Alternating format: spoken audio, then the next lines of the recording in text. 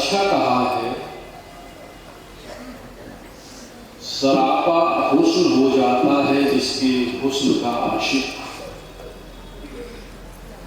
भला ऐसा हंसी भी है जमाने के हसीनों में। सरापा कहते हैं नक्शे शिकत, और हुस्न अर्थात सौंदर्य। सुंदर नहीं, सजीव सौंदर्य। नक्शे शिकत जो सजीव जीवंत सौंदर्य ही बन जाता है जिसके हुस्न का आशिक, जिसके सौंदर्य का प्रेमी। भला ऐसा हंसी भी है जमाने की हंसी। कोई इतना खूबसूरत भी है, समस्त सृष्टि समस्त ब्रह्मांड जिसके सौंदर्य के आगे नतमस्तक हो जाया करता है। वाणी जहां मौन हो जाती है, शब्द भी जिसका वर्णन करने में अपने को असहाय पाते हैं। ऐसे थे वो परम संत, परम भागवत, परम पूज्य पंडित जी महाराज। उन परम समर्थ गुरु महाराज के अनन्य प्रेमी, अनन्य भक्त, जिन्होंने अपनी हस्ती को अपने उस कामिल मुर्शिद की, उन समर्थ गुरु की हस्ती में इस कदर लय कर दिया, इस कदर फना कर दिया कि वो नक्शे शिकत सौंदर्य बन गए। वे वो बांसुरी बन गए जिनको के परम समर्थ गुरु महाराज सदैव अपने अदनों से लगाए गए। एक दृष्टांत आपने खूब सुना होगा परमाराध्य के श्रीमुख से अक्सर पर। उस बांसुरी से ईर्ष्या हो गई गोपियों को कि इसमें ऐसा विशेष क्या है जो कि हमें नहीं है।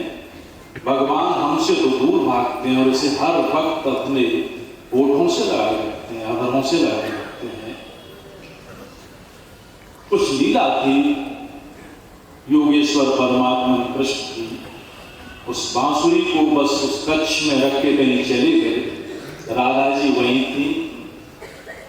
गोपियों की उस ईर्ष्या का जवाब तो उनके पास होता क्या, बोले कुछ विशेषता तो होगी इस बांसुरी में, देखो इसे क्या विशेषता है, क्यों इतनी प्रिय है।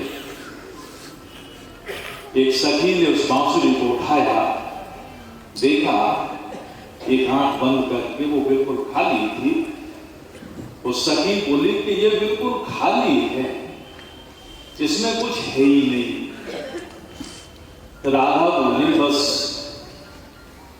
इसीलिए प्रिय है, इसमें कुछ है ही नहीं, बिल्कुल खाली। वे वही थे परम भागवत परम पूज्य पंडित जी महाराज। कुछ था ही नहीं, बिल्कुल खाली। और जहां तक उपाधियों की बात आती है, उपाधि, शीर्षक, टाइटल, पद, कोई स्वयं को संत कहलाना पसंद करता है, कोई गुरु कहलाना पसंद करता है, कोई न जाने कितनी उपाधियां।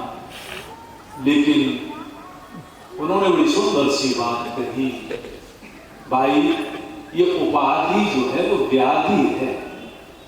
व्याधि अर्थात बीमारी।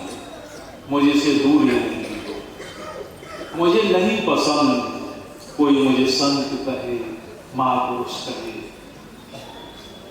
गुरु कहे, पीर कहे, मैं नहीं चाहता।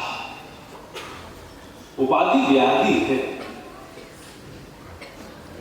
ऐसी उन महान संत के लिए क्या कहा जाए?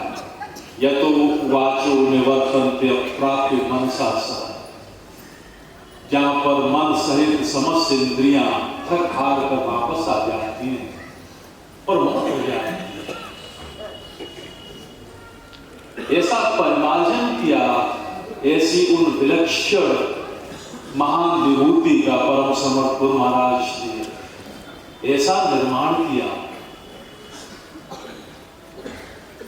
तो कुछ कहने में आता नहीं है। उस मूर्ति को ऐसा कर दिया कि वही कहा करते थे, जैसा कल आप प्रिय भाई से सुन रहे थे कि उनको विदा करते हुए यही बोले थे कि देखो ये ईश्वर जा रहे हैं, ईश्वर बना दिया। कैसे उनके जीवन को देखें, क्योंकि ये जो आज के अवसर हैं, आज का उनका यह जो अवतरण पर्व है, ये हमें अवसर प्रदान करता है निरीक्षण करें स्वयं का। क्योंकि संत जो होते हैं वो दर्पण की भांति हैं। जैसे कि हम दर्पण के समक्ष खड़े होकर स्वयं को देख लेते हैं, स्वयं का निरीक्षण कर लेते हैं। देखें, परम समर्थ गुरु महाराज एक दृष्टांत दिया करते थे, बड़ा प्यारा सा। कहते हैं कि एक सूफी संत बहुत ऊंची अवस्था को प्राप्त और बैठे हुए हैं एक जज्ब की अवस्था में, नमाज का वक्त है। सर उनका जो है वो बरहाना उर्दू का शब्द है जिसका अर्थ होता है नंगे सर, बरहाना सर। जबकि ऐसा मुसलमान भाइयों में एक वो है विश्वास है कि अगर आपका सर नंगा है, आप टोपी नहीं लगाए हैं, तो वो पूजा, वो नमाज खंडित हो जाया करती है। तो किसी ने उनको याद दिलाने की कोशिश की, हुजूर सर ढक लीजिए, आप बरहाना सर हैं, नंगे सर, ये पूजा खंडित हो जाएगी।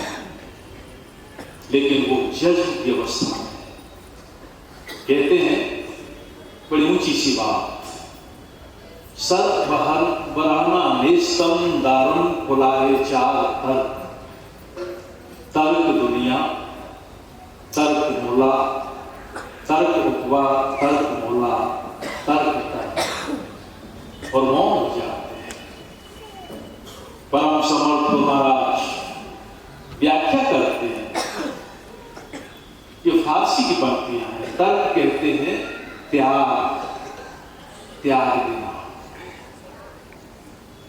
वो महापुरुष कहते हैं कि तुम मुझसे सर ढकने की बात करते हो, अरे एक छोड़ो, मैंने तो चार टोपियां लगा रखी हैं अपने सर पर, चार त्याग की टोपी। तर्क दुनिया, मैंने इस संसार का त्याग कर दिया, संसार की समस्त कामना, मेरी कोई इच्छा नहीं है। तर्क दुनिया, तर्क पाप, और ये लोग इस संसार की नहीं, मैंने परलोक की कामना का भी त्याग कर दिया। वो भजन परम भागवत परम पूज्य पंडित जी महाराज का, जहां नहीं वो स्वर्ग मिले और खेद नहीं चित नरक दहे, जिन प्रेम को बीज बयो तिनके पद पंकज चाह। मुझे परलोक की भी कामना है। तर्क दुनिया, तर्क उपवा, परलोक, तर्क मोला, मैंने तो ईश्वर दर्शन की अभिलाषा भी त्याग दी, परमात्मा का भी दर्शन हो, इस इच्छा का भी त्याग कर दिया। तीसरी और चौथी तर्क, मैंने तो यह विचार भी त्याग दिया कि मैंने कुछ त्यागा, मैंने त्याग का विचार भी त्याग दिया कि मैंने कुछ त्याग किया है। वे वही थे, बल्कि वे वही हैं जो जैसे महापुरुष सदैव शाश्वत हैं, नित्य हैं, वर्तमान हैं, तो थे कहना भी अनुचित जान पड़ता है। वे हैं त्याग की व प्रतिमूर्ति। ऐसे कहा और उपाधि से तो इतने दूर, वो सरलता, शुचिता, सादगी मानो साक्षात व्यक्तित्व में इस कदर समाहित हो गई थी कि वो सगुण साकार स्वरूप थे, सगुण साकार स्वरूप हैं। उस सादगी के, उस पवित्रता के, उस सहजता के, सरलता के परम भागवत, जिनकी स्मरण मात्र से मन पवित्र हो जाया करता है। ठाकुर परमहंस देव एक बार बड़ी सुंदर सी बात नरेंद्र के बारे में कुछ ऐसी थी, कहा था कि जाओ मां से कुछ मांग लो। वे जाते हैं दक्षिणेश्वर मंदिर और सजल नेत्रों से खड़े होकर बस मां से एक ही चीज मांगते हैं। वो नहीं मांगते कि मां मुझे तो कोई महापुरुष बना दे, कुछ संत बना दे, कुछ और बना दे, नहीं।